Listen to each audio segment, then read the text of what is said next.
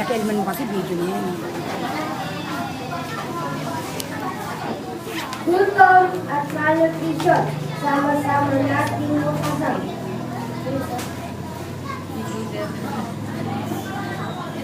Ako nga palang lakandiwang nanggaling pa sa Bulacan.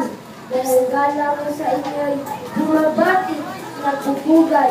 Taglay ko din ang pag-asa, inaway, maging natagumpay. Maging palak sa bigkasan, ang tawagin, balatasan.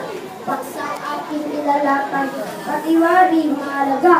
Pagkat nasasangkot dito'y bayan natin sinisita. Sa pag-unlad nitong ating bayan, unay kaliwaga.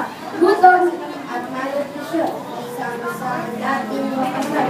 Kaya't inyong lakandiwa, hindi nagayaya. Ang dalawang magbibigay ng mahusay at kilala. Ang inyong ulang ay palakapan ng dalawa. Panitilang ihaharap ay suriin at tayo na ang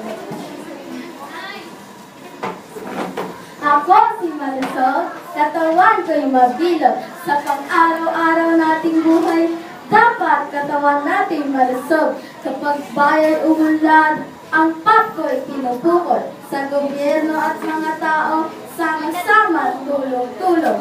Kung ang lahat ay gutom, payatot at lampa, bayan natin ano ngayon?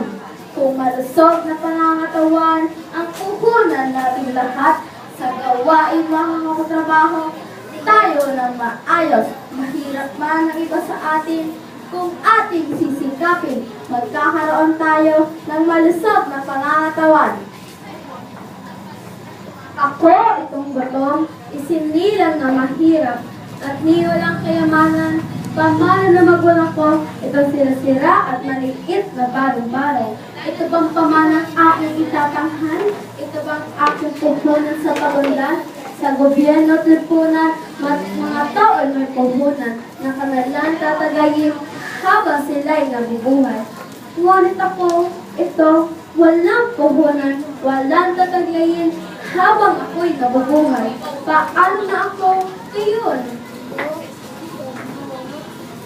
Matapos natin mapakinggan ang pahayag ng dalawang panig, ang mensahe nila inyong narinig, at umiyan ang ganit upang inyong mapagsinag sa patimpalak na ito, sinupa ang nanalo. Tuwing mayroong magaganap na halalan sa ating bayan, sinusuri ang mga kandidata, katawan namin tinitingnan.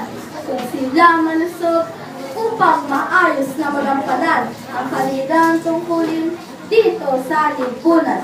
Kakayahan niya ay malusog na pangangatawan, lalo sa mga umaasa ang nagigipit na taong bayan.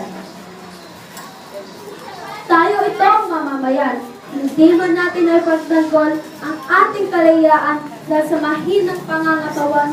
Paano ng ating kalayaan? Makakamtan pa ba natin ito? Dahil sa kahirapan, taglay nila ng araw na hanggang sa ngayon, alipin pa tayo ng dayuhan.